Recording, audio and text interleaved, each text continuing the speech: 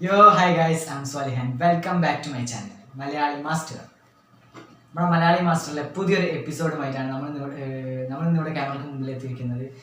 എന്താണെന്ന് വെച്ചാൽ നമ്മുടെ ആൻഡ്രോയിഡ് മൊബൈൽ യൂസ് ചെയ്യുന്ന എല്ലാവർക്കും മൂന്നാല് ടിപ്സും ട്രിക്സും ഒക്കെ ആണ്. എന്താണെന്ന് വെച്ചാൽ നിങ്ങൾ നേരെ വീഡിയോ തന്നെ കണ്ടോ, എന്താണെന്ന് നേരെ വീഡിയോ കിടക്കാം.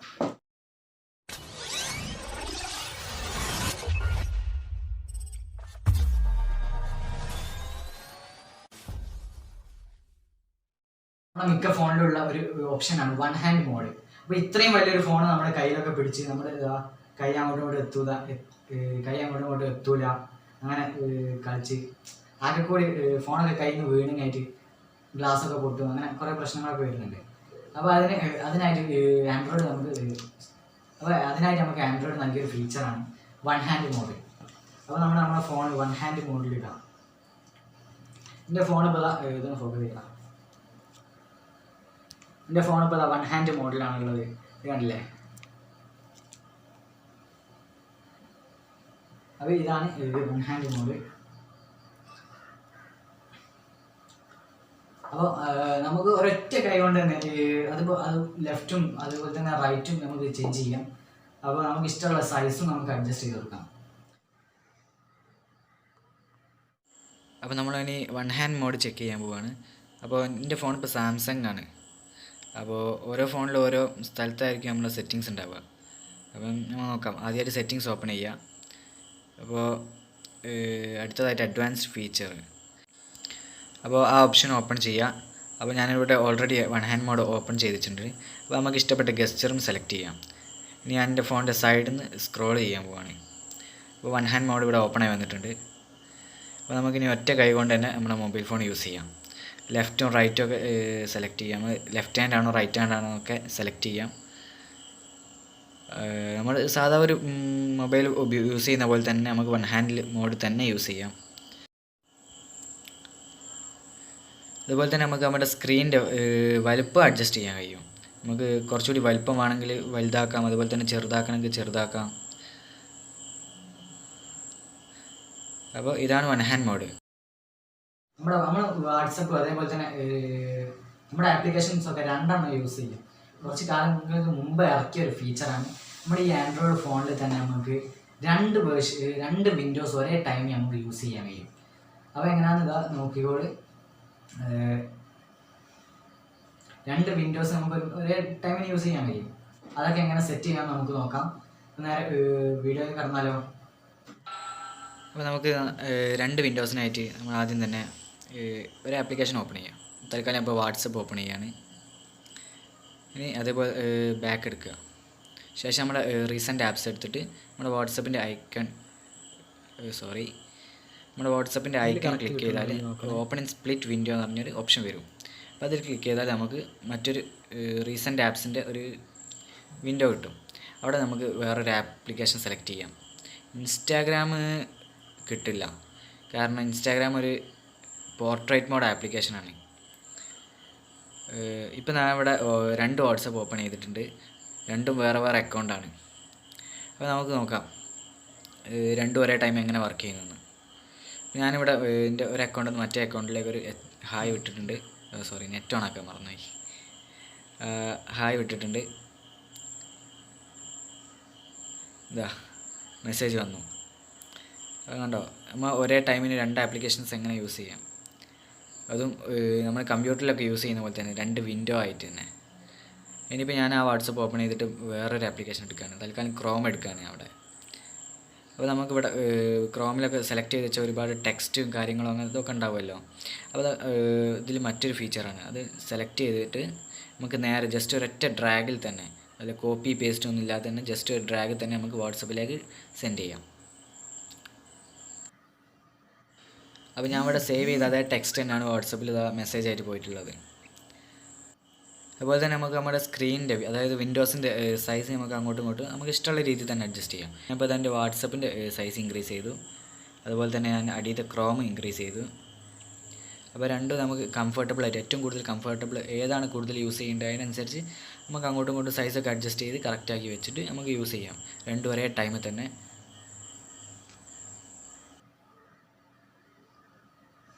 നമ്മുടെ ലോക്ക് ഒക്കെ യൂസ് ചെയ്യുന്ന ആളുകളാണെങ്കിൽ നമ്മുടെ ഗാലറിയോ അതേപോലെ തന്നെ ഫയൽ മാനേജറൊക്കെ നമ്മൾ ലോക്ക് ചെയ്തിട്ട് ഇങ്ങനെ നമ്മളങ്ങ് പോകും. അപ്പോൾ മറ്റൊരാൾ നമ്മുടെ ഫോണൊക്കെ എടുക്കും. അപ്പോൾ നമ്മൾ വിചാരിക്കും നമ്മൾ ഫയൽസ് അതേപോലെ തന്നെ നമ്മുടെ ഗാലറിയൊക്കെ നമ്മൾ ലോക്ക് ചെയ്തിട്ടുണ്ടല്ലോ, പിന്നെന്താ കുഴപ്പം? പക്ഷേ ഇതിനൊരു സിമ്പിൾ ട്രിക്ക് ഉണ്ട്. ഇത് അറിയുന്ന ആൾക്കാരാണെങ്കിൽ നിങ്ങളുടെ ഫോണും ഗാലറി ഒക്കെ എല്ലാവർക്കും മറ്റുള്ളവർക്ക് ആക്സസ് ചെയ്യാൻ കഴിയും.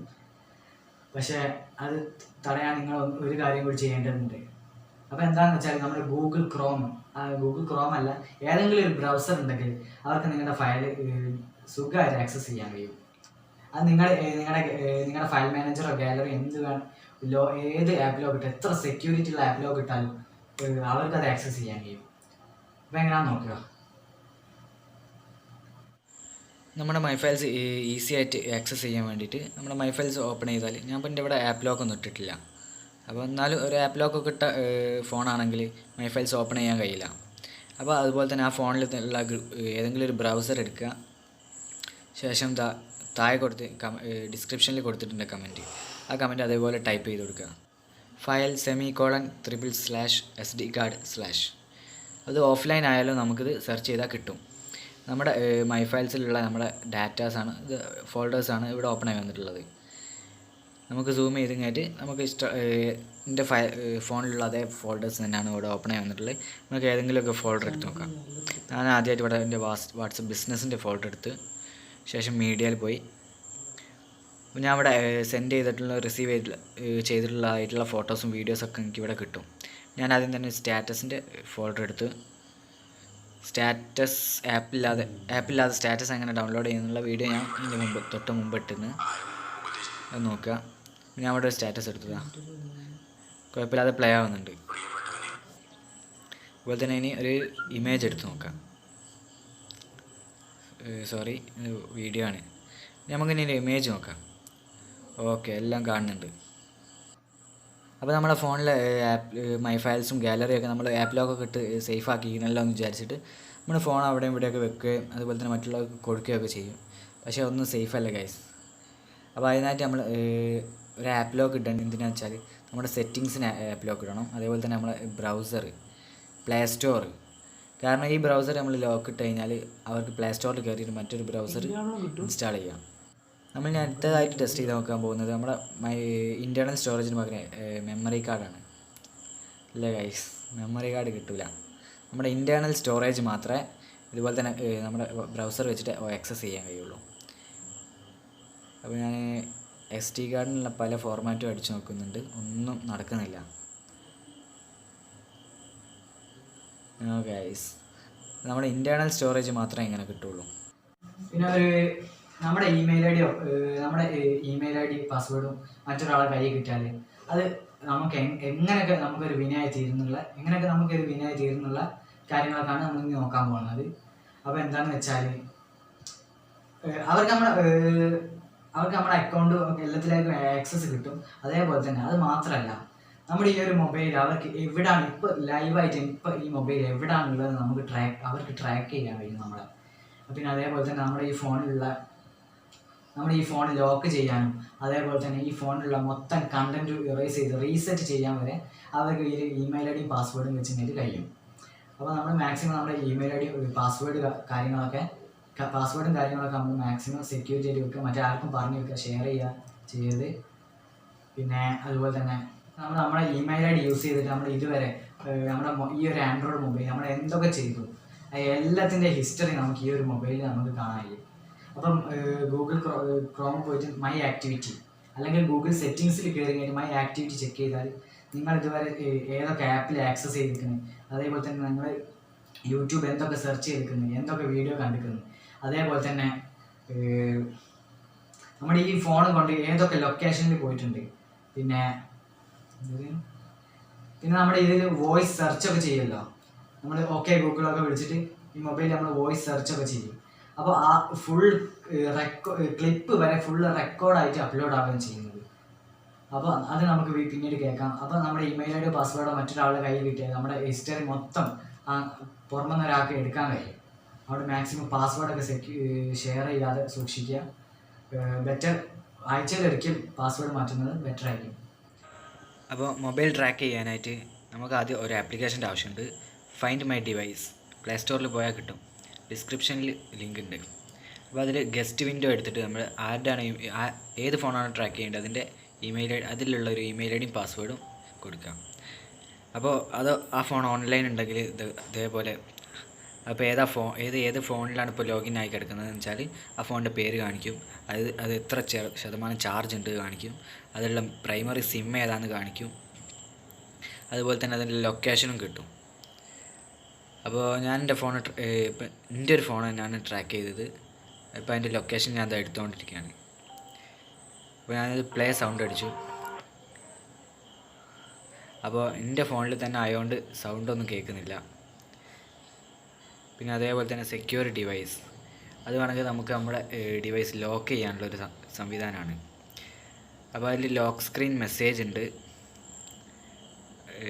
അതുപോലെ തന്നെ അടിയിൽ നമ്പറും കൊടുക്കാം. നമ്മളെ ഓണറെ കോൾ ചെയ്യാനുള്ളൊരു നമ്പർ കൊടുക്കാം ആ കൂട്ടത്തിൽ. പിന്നെ ഞാനിങ്ങനെ മൊബൈൽ കയ്യിലൊക്കെ പിടിച്ചിങ്ങനെ സംസാരിക്കുന്നത് എന്താ പറയുക, വലിയ ജാട കാണിക്കാന്നൊക്കെ തോന്നുന്നുണ്ടോ? അങ്ങനെയൊന്നും അല്ല കേട്ടോ. ഞാൻ ഇപ്പോൾ ഇവിടെ പുറമെന്നൊരു മൈക്ക് യൂസ് ചെയ്യുന്നില്ല. ഞാൻ എൻ്റെ മൊബൈലിലുള്ള മൈക്ക് എന്നൊരു ആപ്ലിക്കേഷനാണ്. ഒന്ന് ഫോക്കസ് ചെയ്തു. മൈക്ക് പറഞ്ഞൊരു ആപ്ലിക്കേഷനാണ് ഞാൻ ഇവിടെ യൂസ് ചെയ്യുന്നത്. അപ്പോൾ എന്താണെന്ന് വെച്ചാൽ ഇവിടെ സിസ്റ്റം ഓപ്പൺ ചെയ്ത് വെച്ചിട്ടുണ്ടല്ലോ. ഇപ്പോൾ ഇവിടെ ലൈവായിട്ട് റെക്കോർഡ് ആയിക്കൊണ്ടിരിക്കുകയാണ്. അപ്പോൾ മൈക്ക് മാക്സിമം കയ്യിൽ പിടിക്കുക, അല്ലെങ്കിൽ മാക്സിമം മൗത്തുമായിട്ട് കോൺടാക്ട് ചെയ്യണം, എന്നാലേ എനിക്ക് ആ സൗണ്ട് ഇവിടെ റെക്കോർഡായിട്ട് കിട്ടുള്ളൂ. അപ്പോൾ അതാണ് ഞാൻ മൊബൈൽ കൈ പിടിക്കുന്നതിനുള്ള കാരണം. അപ്പം പുറത്തുനിന്നൊരു മൈക്ക് യൂസ് ചെയ്യുന്നത് നല്ല ഹൈ ക്ലാരിറ്റി ഓഡിയോ നമുക്ക് ഈ ഒരു ആപ്ലിക്കേഷൻ വഴി കിട്ടും.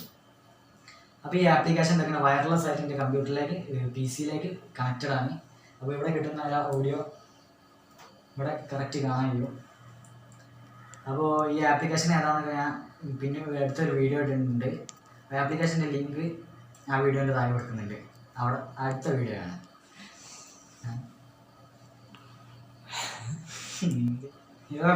കറണ്ട് പോയി, ലൈറ്റൊക്കെ പോയിരിക്കുന്നത്. ഇപ്പോൾ അവിടെ ഒരു LED ബാറ്ററി വെച്ച് യൂസ് ചെയ്യുന്നത്. LED പാനൽ വെച്ചിട്ടാണ് ഞങ്ങൾ യൂസ് ചെയ്യുന്നത്. കമ്പ്യൂട്ടർ UPS നിൽക്കുകയാണ്. ഇപ്പോൾ ചാർജ് ചെയ്യും. പിന്നെ എന്താണെന്ന് വെച്ചാൽ വീഡിയോ കണ്ട് ഇതുവരെ സബ്സ്ക്രൈബ് ചെയ്യാത്തവർ കളിക്കുന്നുണ്ട്. അപ്പോൾ വീഡിയോ കണ്ടിട്ട് ഇതുവരെ സബ്സ്ക്രൈബ് ചെയ്യാത്തവർ സബ്സ്ക്രൈബ് ചെയ്യുക. ഇങ്ങനെ സബ്സ്ക്രൈബ് ചെയ്ത് നിങ്ങൾ വീഡിയോ കണ്ടു കഴിഞ്ഞാൽ ലൈക്കൊക്കെ തന്നു കഴിഞ്ഞാൽ നമ്മളൊക്കെ സപ്പോർട്ട് ചെയ്യും. മാക്സിമം നിങ്ങളുടെ ഫ്രണ്ട്സിലേക്കൊക്കെ ഒന്ന് ഷെയർ ചെയ്യും. നമ്മളൊക്കെ ജീവിച്ചു പോട്ടെ. പിന്നെ അതേമാതിരി വീഡിയോനെ കുറിച്ച് നിങ്ങളെ അഭിപ്രായം എന്താ, അതൊക്കെ നിങ്ങൾ താഴെ കമൻറ്റ് സെക്ഷനിൽ കമൻറ്റ് ചെയ്യുക. വീഡിയോ മാക്സിമം അടിപൊളിയാക്കാൻ വേണ്ടി ഞാൻ ശ്രമിക്കുന്നുണ്ട്. അപ്പോൾ ഇതിനേക്കാളും നല്ലൊരു വീഡിയോ ആയിട്ട് നമുക്ക് അടുത്ത എപ്പിസോഡിൽ കാണാം. അതുവരേക്കും this is your Swali signing off.